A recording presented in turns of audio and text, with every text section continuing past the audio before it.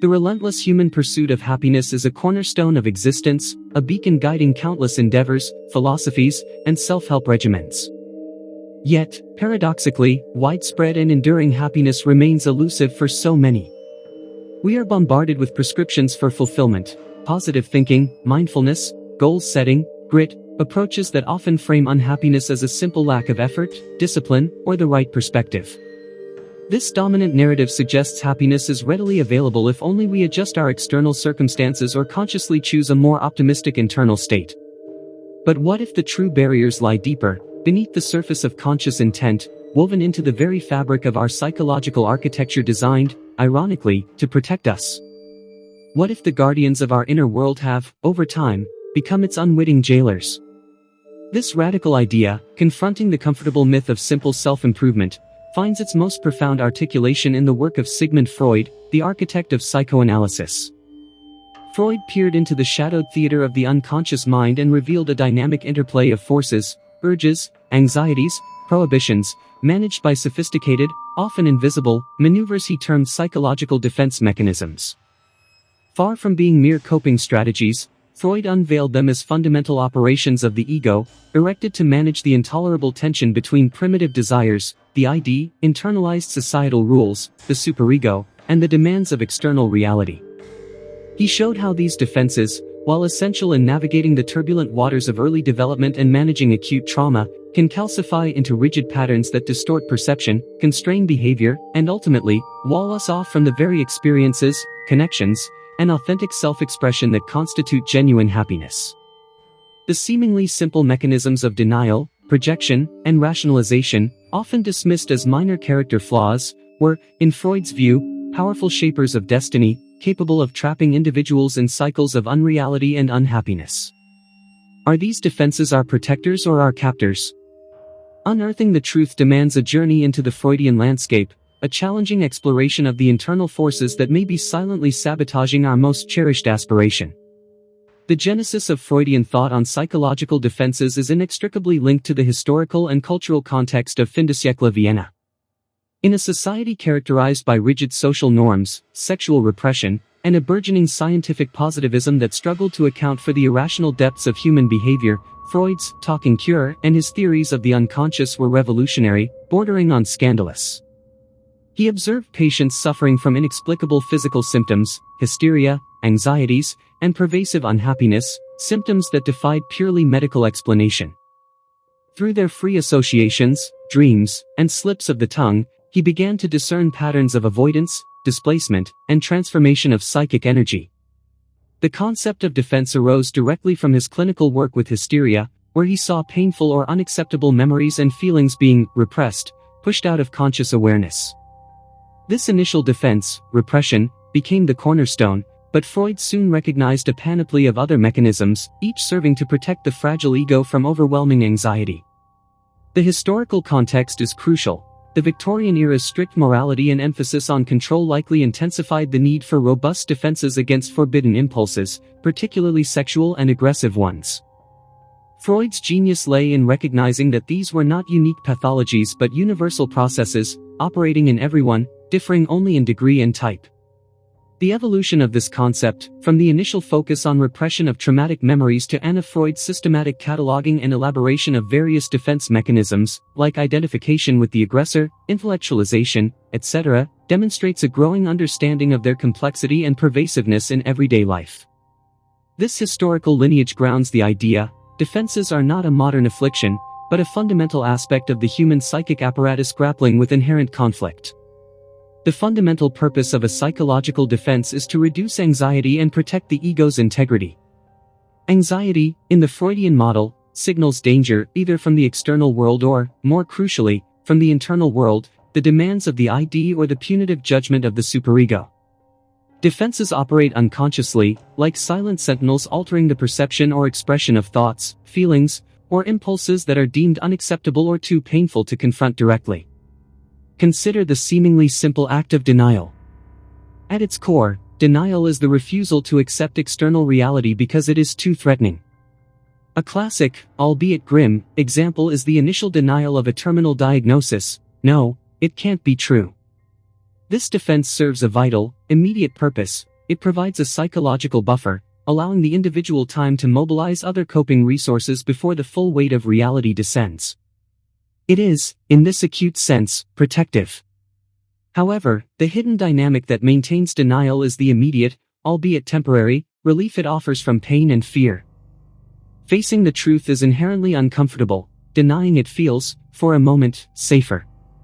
This feeling of safety, this avoidance of pain, becomes the powerful, unconscious reinforcement.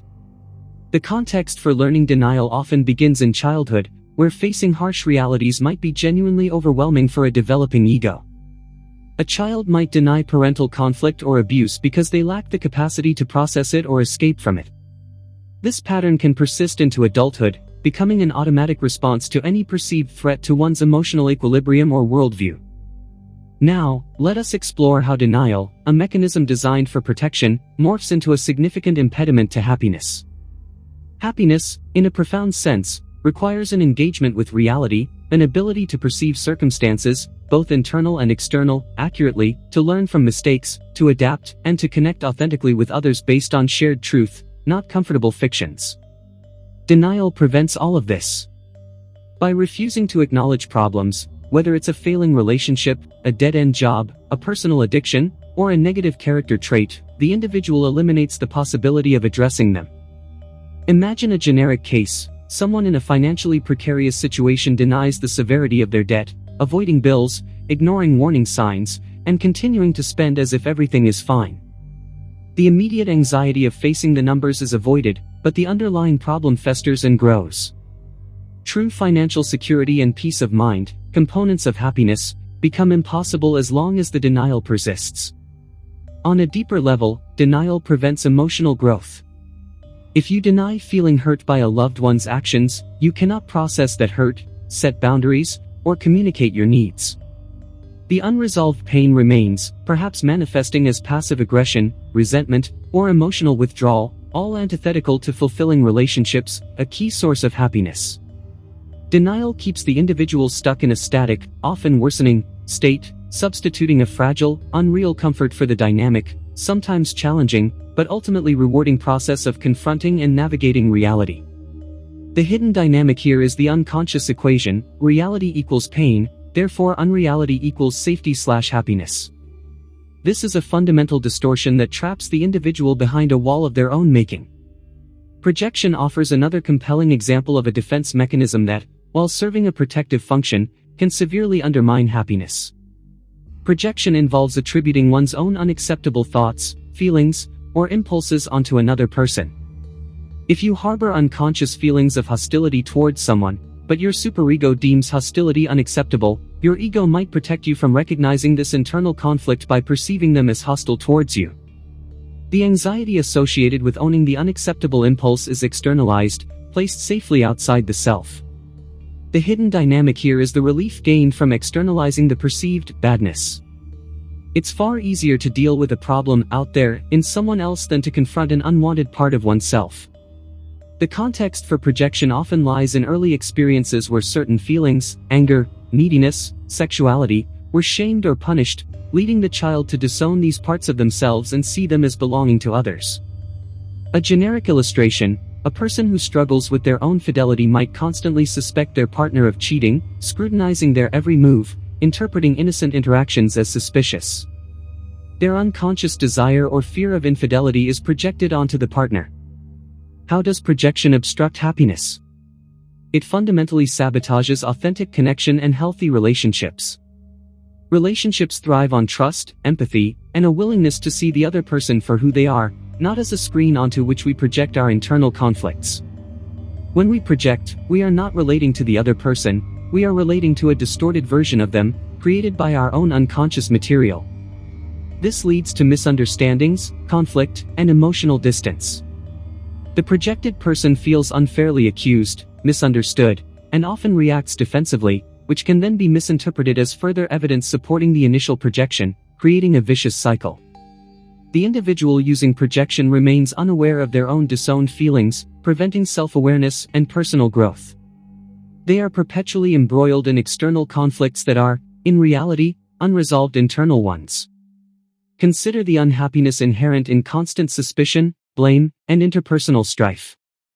These are direct consequences of chronic projection. The hidden dynamic ensures the projection continues because confronting the internal source of the feeling would reintroduce the anxiety the defense is designed to avoid.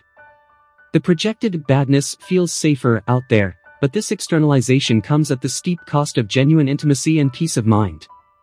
Rationalization is perhaps the most common and socially acceptable defense, yet equally insidious in its ability to undermine happiness. Rationalization involves creating logical-sounding, plausible explanations for behaviors or feelings that are otherwise unacceptable or disappointing.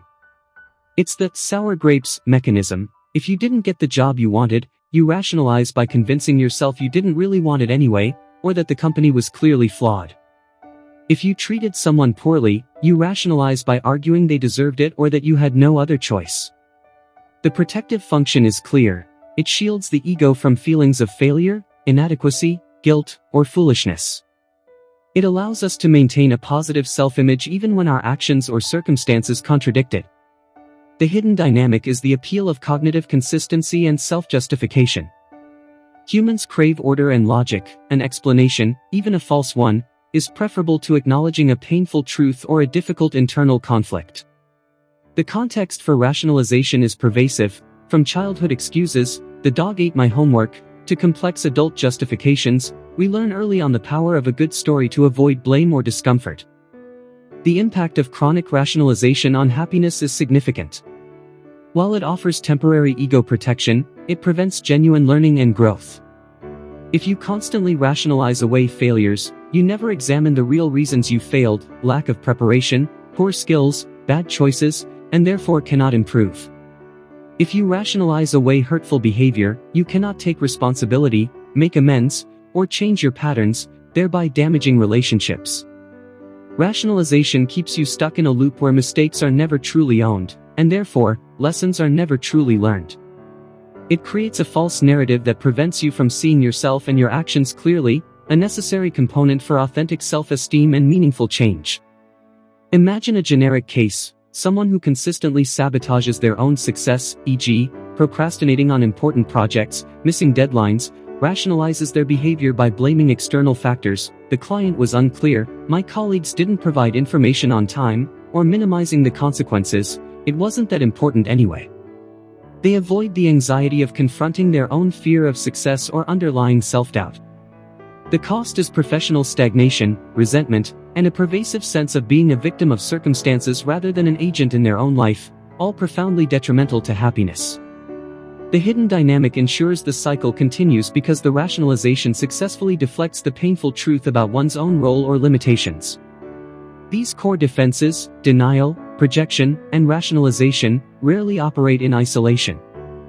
They often work in concert, creating a fortified psychological structure that, while incredibly effective at reducing immediate anxiety, builds increasingly thick walls between the individual and reality, and therefore, between the individual and potential happiness. A person might deny a problem, rationalize their inaction concerning it, and project blame onto others when things inevitably go wrong. This multi-layered defense system becomes incredibly rigid, making it exceptionally difficult for external input, feedback, observation, or internal signals, unease, recurring patterns of failure, to penetrate conscious awareness. The individual lives in a meticulously constructed bubble of unreality, where they are always right, always justified, and always, fundamentally, stuck. This is how the defense, initially a flexible tool, transforms into a prison. The bars are forged from distorted perceptions, the walls are built from unacknowledged truths. The insidious nature of these defenses is how readily they can be disguised as natural or even virtuous. Denial can masquerade as optimism or resilience, just focus on the positive. Projection can be mistaken for insightful judgment of others, I'm just good at reading people. Rationalization can sound like logical reasoning or humble acceptance, it wasn't meant to be, everything happens for a reason. Society often reinforces these disguised defenses. We admire the person who shakes off adversity, denial. We bond over shared blame and criticism of others, projection.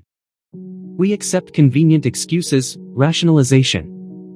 This social reinforcement makes it even harder to identify these mechanisms within ourselves. They feel like integral parts of our personality, our way of seeing the world, rather than defensive operations. Consider the cultural narrative around not dwelling on the negative.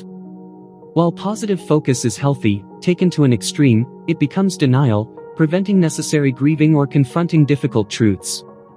The pressure to maintain a perfect image on social media encourages rationalization. I earned this expensive purchase because, and projection, criticizing others to feel better about oneself. The hidden dynamic of this social disguise is the collective comfort it provides. Facing reality, owning responsibility, and acknowledging uncomfortable feelings are inherently vulnerable acts. Engaging in collective denial, projection, or rationalization, e.g., national myths that ignore past atrocities, blaming external groups for internal problems, provides a sense of belonging and shared safety, reinforcing these defenses on a macro scale and making them appear not just natural, but socially sanctioned and desirable. This layer of social acceptability makes the prison walls feel less like a confinement and more like a comfortable, familiar home. The impact of these calcified defenses on individual and collective autonomy is profound and debilitating. Autonomy, in a psychological sense, means self-governance, the capacity to make choices based on a realistic assessment of oneself, one's desires, and one's circumstances, free from undue internal or external coercion. Rigid defenses cripple this capacity. By distorting reality, they ensure that the assessment is flawed from the outset. By preventing access to genuine feelings and impulses, they obscure true desires. By locking the individual into repetitive patterns of behavior, they limit the range of possible choices. An individual heavily reliant on denial might repeatedly enter damaging relationships, denying the red flags each time, convinced this one will be different. An individual dominated by projection might sabotage every potential close relationship by constantly finding fault in others. An individual trapped by rationalization might stay in an unfulfilling situation indefinitely, always finding reasons why leaving is impossible or undesirable. In each case, the individual is not freely choosing their path. They are compelled by unconscious defensive needs. The defenses are running the show, not the conscious, reasoning self. This is the essence of lost autonomy, being driven by unseen forces. On a collective level, defenses manifest as groupthink, nationalistic fervor blind to historical truth, and the inability of societies to address existential threats like climate change, denial on a massive scale. Scapegoating of minority groups, collective projection, provides a false sense of unity and avoids confronting complex internal societal problems. Economic policies based on unsustainable growth models are rationalized despite clear evidence of their long-term damage. The hidden dynamic here is that collective defenses, like individual ones, offer a sense of safety, belonging, and simplified reality in the face of complex, anxiety-provoking issues. They maintain the status quo, protect shared myths, and reinforce group identity. The cost is the collective capacity for critical thinking, adaptation, and ethical action, the very cornerstones of a healthy, evolving society. The case illustrating this is evident in political polarization globally, where opposing sides often seem incapable of hearing facts or acknowledging legitimate grievances, instead resorting to mutual denial of inconvenient truths, projection of their own flaws onto the other, and rationalization of their own side's actions, no matter how questionable. The collective psyche, much like the individual, can be held captive by its defenses, preventing the necessary introspection and dialogue required for progress and shared well-being. The cost of residing within this self-constructed prison is a pervasive, often unacknowledged, unhappiness. It's not necessarily acute suffering, though that can occur when defenses break down, but a dull ache of unfulfillment, a sense of disconnect, a lack of vitality. When reality is denied, the ability to experience genuine joy or sorrow in response to real events is diminished. When uncomfortable feelings are projected, genuine empathy and deep emotional connection are inhibited. When mistakes are rationalized, authentic self-esteem, which comes from facing challenges and learning, cannot flourish. The defended self is a constricted self, walled off not only from pain but also from the full spectrum of human experience, including vulnerability, genuine intimacy, creative spontaneity, and the satisfaction of earned achievement. Imagine the generic case of a person who uses rationalization and denial to avoid pursuing a long-held dream, e.g., writing a novel, starting a business, because they fear failure or judgment. They might rationalize it by saying they don't have time, aren't talented enough, or that such pursuits are impractical anyway. They deny the depth of their own desire and the pain of not pursuing it. The hidden dynamic is the fear of the anxiety associated with pursuing the dream, fear of failure, uncertainty. The consequence is a life lived safely within known limits, but haunted by the ghost of the unlived life, a profound and subtle form of unhappiness. Breaking free from the grip of rigid psychological defenses is not about dismantling them entirely. Defenses are a fundamental part of the psychic structure and serve necessary functions in managing stress and anxiety. The goal is not eradication, but transformation, moving from rigid, automatic, reality-distorting defenses to more flexible, conscious, and reality-attuned coping mechanisms. The path to this transformation is paved with self-awareness and a willingness to tolerate anxiety and discomfort. Freud's original method, psychoanalysis, provides a framework for this. By exploring the unconscious through free association, transference, and interpretation, the individual can bring these hidden defenses into conscious awareness, understand their origins and purpose, and see how they are currently hindering growth. This process is inherently challenging because defenses resist being exposed. They were built to keep uncomfortable truths hidden. The strategies for dismantling the negative effects of defenses, then, center on increasing conscious awareness and developing alternative ways of relating to internal and external reality. This involves observing one's own patterns without judgment. When do you find yourself immediately making excuses? When do you feel a strong, negative reaction to someone? Could it be something in yourself? When do you refuse to see something obvious? This requires courage, as it means deliberately exposing oneself to the anxiety and discomfort that the defenses were designed to prevent. A crucial step is increasing tolerance for difficult emotions. Instead of immediately denying, projecting, or rationalizing away feelings like fear, shame, or anger, the individual learns to simply experience them, perhaps with the support of a therapist or trusted confidant. This practice weakens the hidden dynamic that reinforces defenses, avoidance of discomfort, and builds the capacity for more adaptive responses. Developing healthier coping strategies involves learning to face problems directly, communicate needs and feelings authentically, take responsibility for one's actions, and tolerate imperfection in oneself and others. For the person using denial, this might mean deliberately facing the facts of their situation, seeking help, and taking small, manageable steps towards solving the problem. For the person using projection, it involves introspection to identify the disowned part of the self and working to integrate it, perhaps through self-compassion and acceptance. For the person using rationalization, it means practicing honest self-assessment, acknowledging mistakes, and seeing setbacks as opportunities for learning rather than threats to self-worth. These are not quick fixes, they are ongoing processes that require commitment and effort.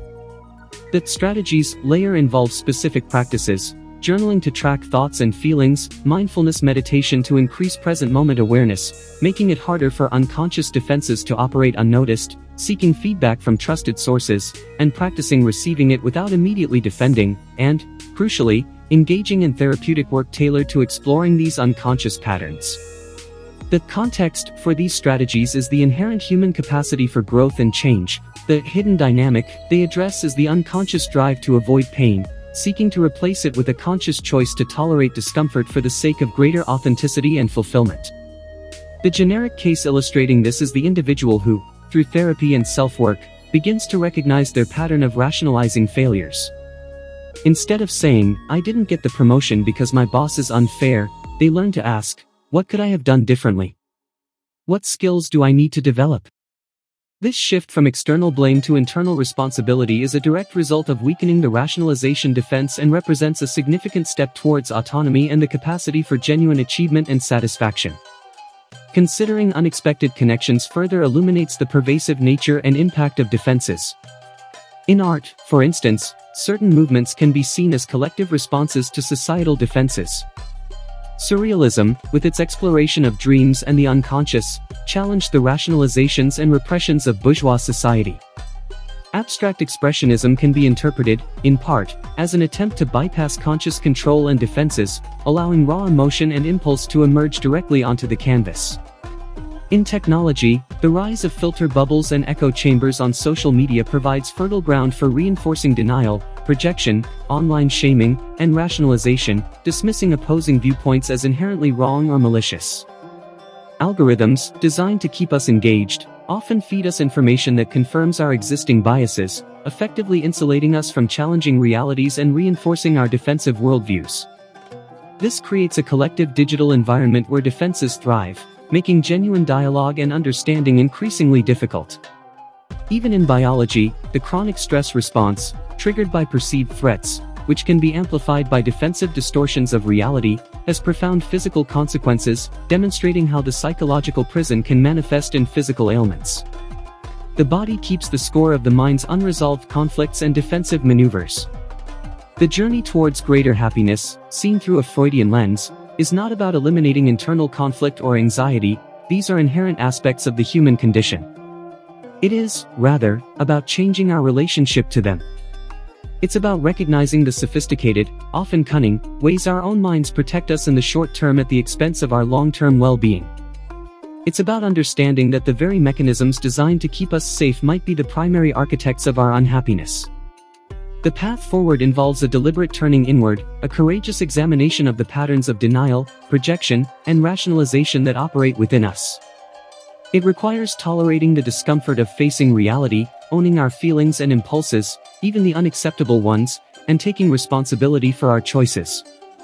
Synthesizing these insights, we arrive at a transformative understanding. Happiness is not merely a destination to be reached through positive thinking or external achievement, but a byproduct of psychological integration, authenticity, and a robust, reality-based engagement with oneself and the world. The defenses, while initially born of necessity, become prisons when they prevent this engagement. Unlocking the door requires conscious effort, the challenging work of bringing the unconscious into awareness, understanding the hidden dynamics that maintain our self-imposed limitations, and practicing new, more adaptive responses to the inevitable anxieties of life. It is a process of expanding the territory of the conscious ego, enabling it to manage conflict and reality with greater flexibility and wisdom, rather than resorting to rigid distortion.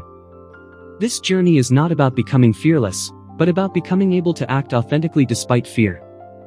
It is not about eliminating pain, but about experiencing pain as part of a full, meaningful life, capable of growth and connection.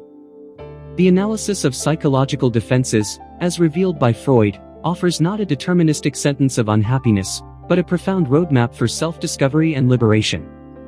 Recognizing your defenses is the first, critical step towards reclaiming your autonomy and building a life of genuine connection, meaning, and, yes, happiness, a happiness earned not by avoiding reality, but by courageously embracing it, in all its complex, challenging, and ultimately rewarding fullness. Understanding this truth is a gift, a key offered to unlock the self-made cage. Share this knowledge, for the path to individual well-being is intrinsically linked to a collective awakening to the subtle, powerful ways our minds shape our realities, for better or, through unchecked defenses, for worse.